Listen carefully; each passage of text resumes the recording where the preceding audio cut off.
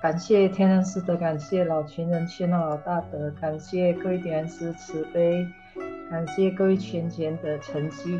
Bab berikutnya adalah lupakan pengetahuan.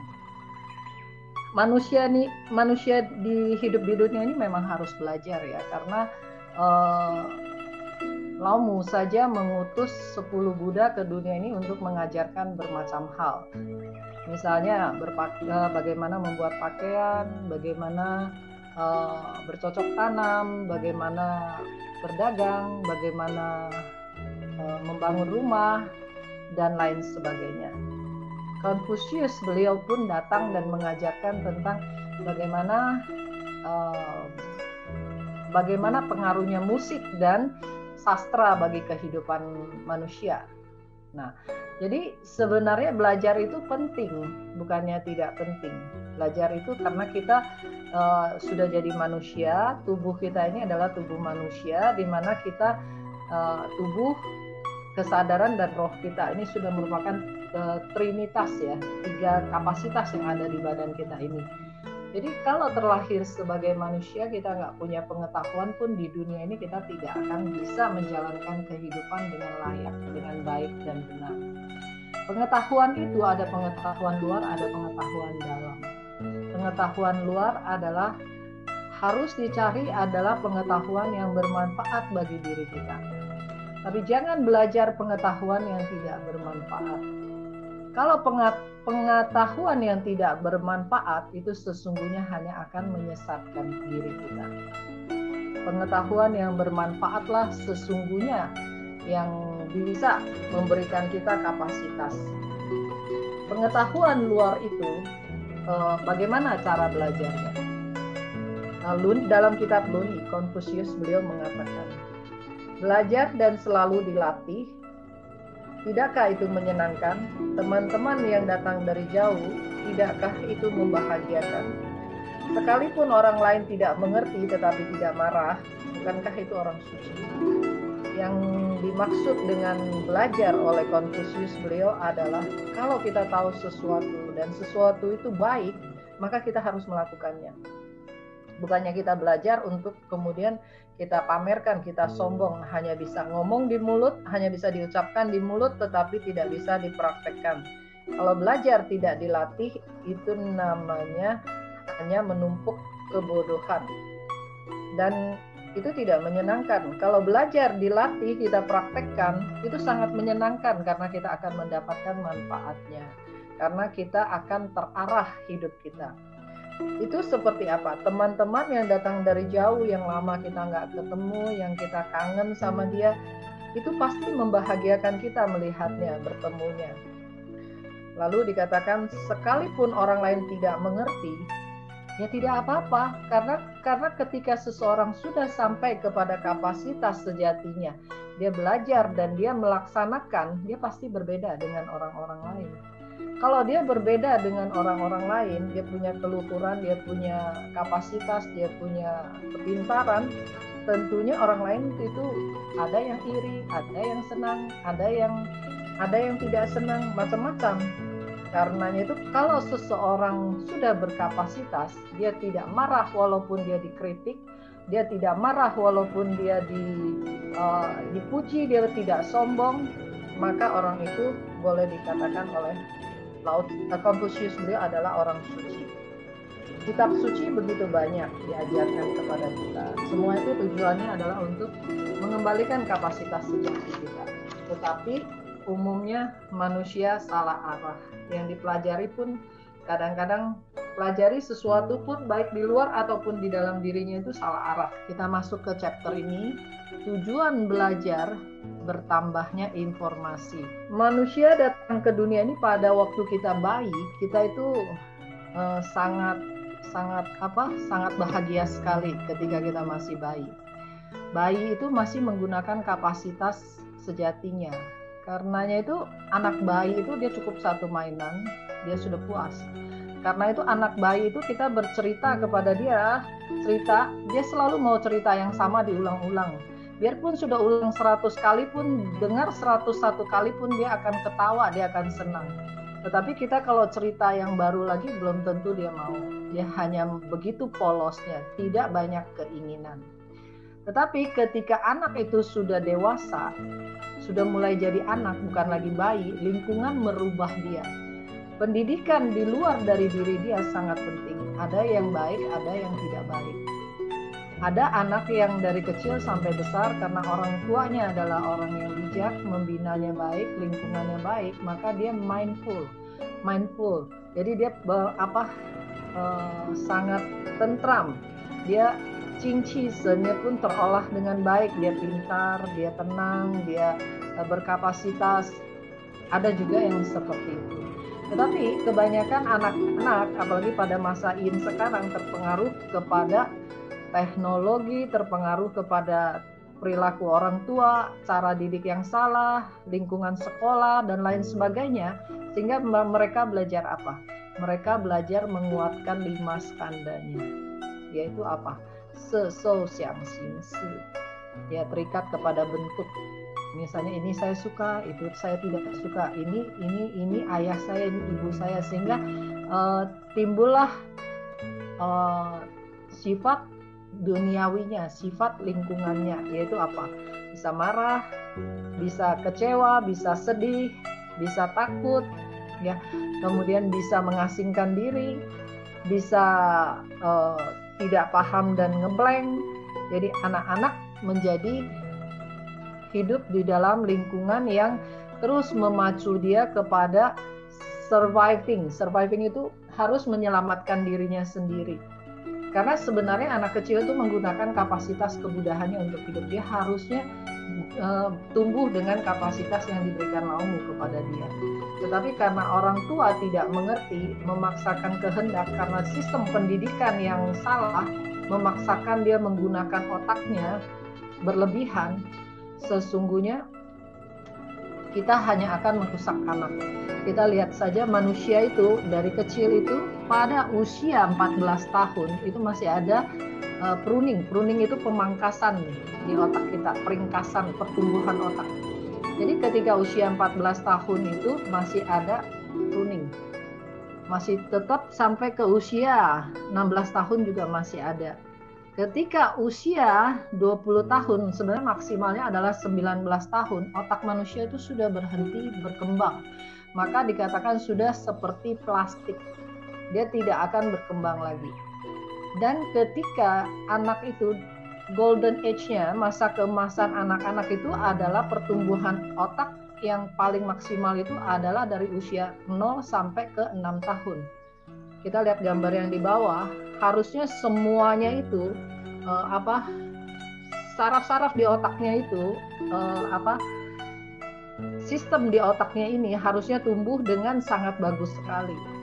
Tetapi karena zero tolerance adalah lingkungannya dia itu yang sangat keras, misalnya harus sekolah, harus belajar, harus begini, tidak boleh salah, kalau salah dihukum, diomelin, kalau benar baru dikasih hadiah, sehingga anak sebenarnya tidak pernah bisa tumbuh secara wajar. Dan akhirnya kita lihat sebagian dari sistem di otaknya, saraf-saraf di otaknya, sistem dari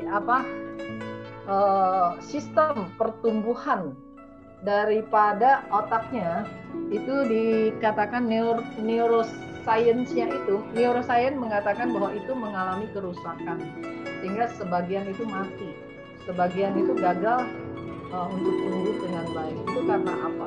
Karena dunia sekarang terlalu memacu anak-anak pada informasi yang belum tentu informasi itu berguna benar-benar bagi diri dia.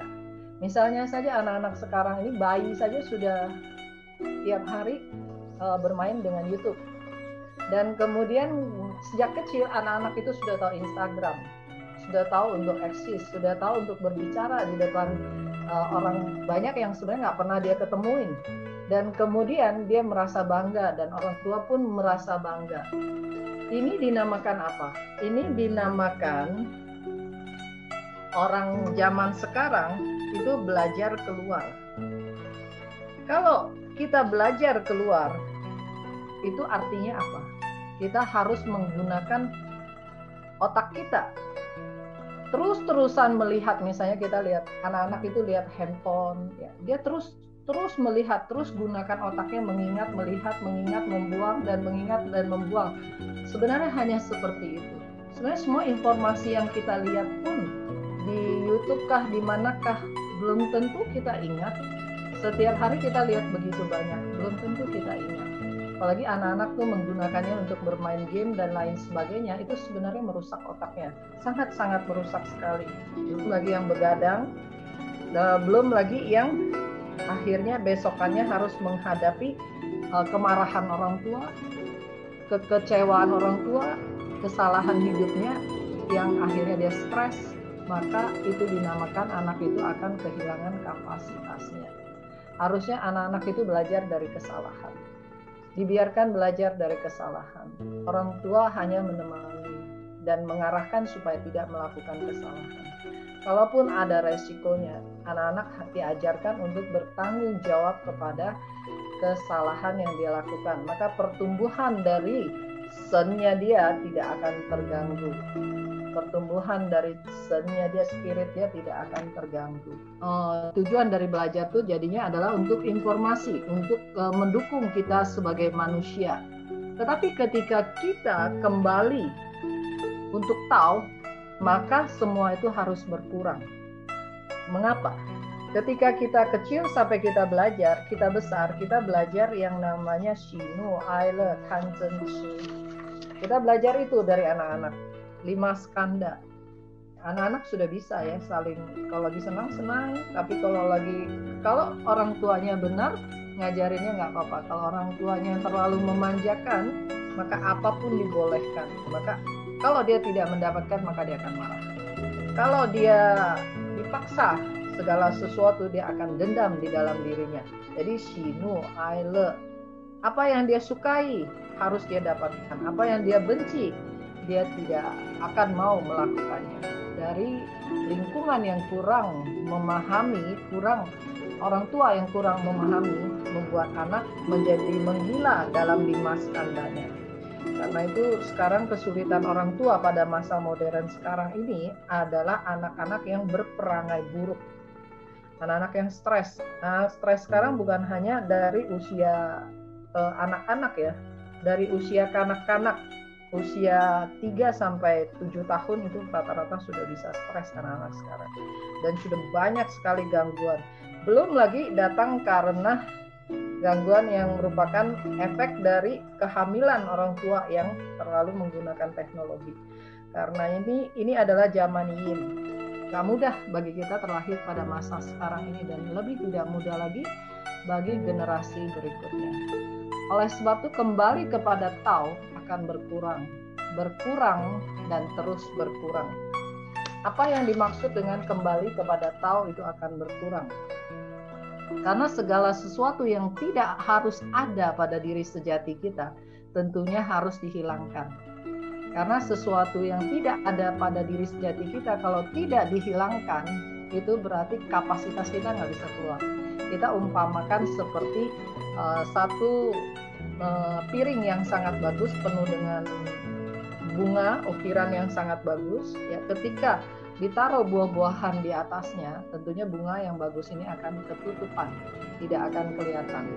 Jadi begitu juga dengan diri sejati kita, kapasitas sejati kita tidak kelihatan karena tertutup oleh apa?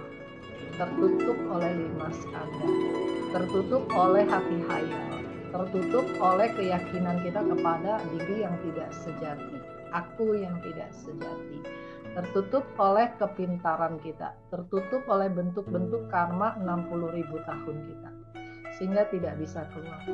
Kembali kepada Tao, semua ini harus dikurangin, harus dibuang. Pici maupun kita harus dibuang. Pici perangai kita itu harus kita buang. Shinu aile, jangan lagi terlalu tergantung kepada senang, suka, bentuk yang saya mau, bentuk yang saya tidak mau. serakah, iri, benci, dengki terus berkutat terus dalam perangai kita. Perangai kita sudah harus kembali kepada perangai sejati kita yang tentram dan damai, yang 8 budi pekerti, yang 5 sifat mulia.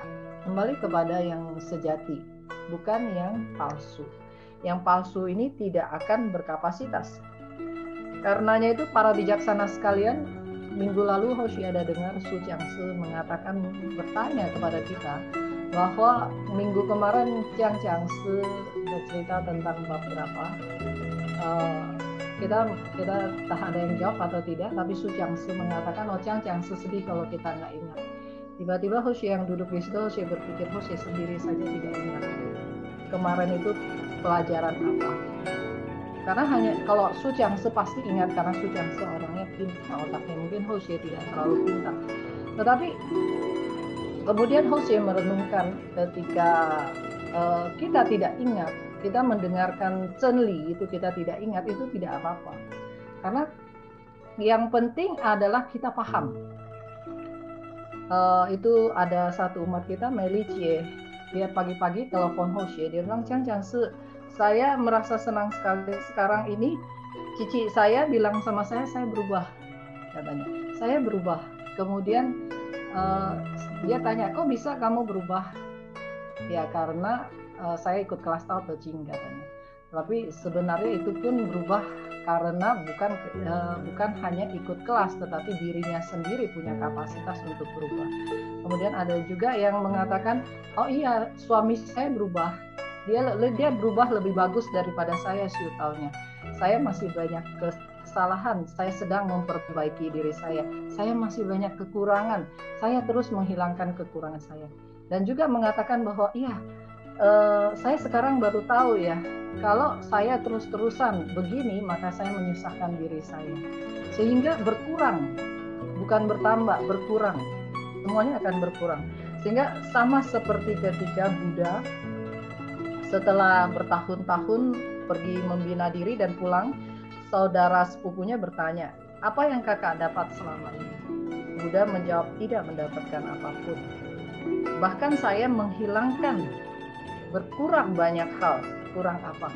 Kurang sifat egois saya, kurang sifat jahat saya, kurang cimoping saya, perangai saya, dan kebiasaan buruk saya berkurang. Bahkan saya kehilangan banyak. Jadi ini adalah salah satu contohnya.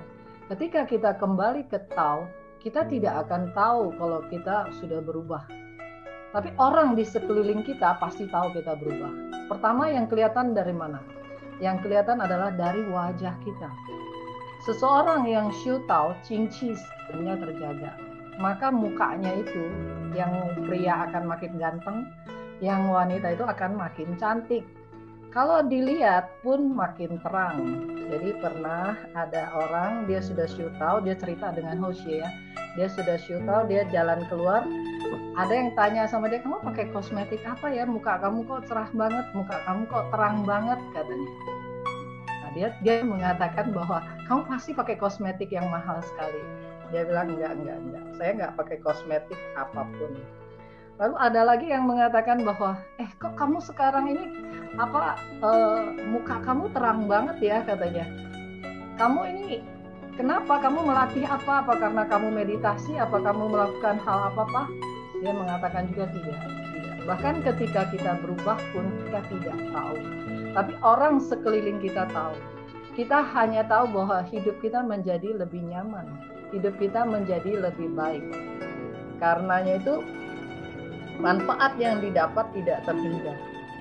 Karena sekali kita sudah mencapai kapasitas kita itu tidak akan berubah. Karena kapasitas sejati kita itu adalah kekal abadi. Karena kalau berkurang, ya itu berarti kita kalau berkurang ini shinu aile kita, sifat duniawi kita berkurang, karma kita berarti akan hilang.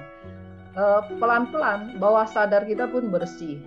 Kembali kepada kapasitas kita, berkurang kembali kepada kapasitas kita, dan terus berkurang, itu artinya mencapai Buddha. Jadi ibaratnya kalau orang yang nggak ngerti ini heran ya, Lao Tzu ini maksud beliau apa sih? Tadi di depan bilang suruh orang nggak boleh belajar ya. nggak boleh terikat kepada ilmu pengetahuan, bukan. Belajar itu harus mendapatkan informasi yang benar, harus yang bermanfaat, bukan belajar yang tidak bermanfaat. Kemudian sekarang kembali kepada tahu, dia bilang berkurang, beliau bilang berkurang, ya memang berkurang, mengurangi semua hal yang tidak baik, pici mauping kita. Sampai kepada apa? Sampai kita menghadapi hidup ini adalah dengan kapasitas sejati kita. Kita punya roh suci yang tidak lahir dan tidak mati. Ketika kita menghadapi hidup ini dengan polo miao tsuhui kita, dengan kapasitas sejati kita, maka kita menikmati apapun di dunia ini, melaksanakan apapun di dunia ini, itu tidak menyimpang dari nurani kita. Ketika tidak menyimpang dari nurani kita, setiap orang adalah Buddha. Kalau setiap orang di dunia ini adalah Buddha, maka setiap orang bisa hidup dengan bahagia, dengan tentram. Ini yang dinamakan Zen Kong Miao Yu. Sampai kepada Zen Kong, kosong yang sejati. Kosong yang sejati itu berarti berkapasitas. Maka dia Miao Yu, maka dia adalah Buddha. Jadi seorang pembina itu kalau semakin membina itu, maka dia tidak sadar kalau dia semakin baik. Tetapi kalau seorang pembina membina diri dan merasa dirinya semakin baik, semakin bijaksana, itu harus cepat-cepat menarik kembali fokusnya pada pintu suci. Karena itu adalah godaan perangai, godaan kesombongan, godaan dari keakuan. Harus orang lain yang menentukan, mengatakan, oh ya betul kita berubah.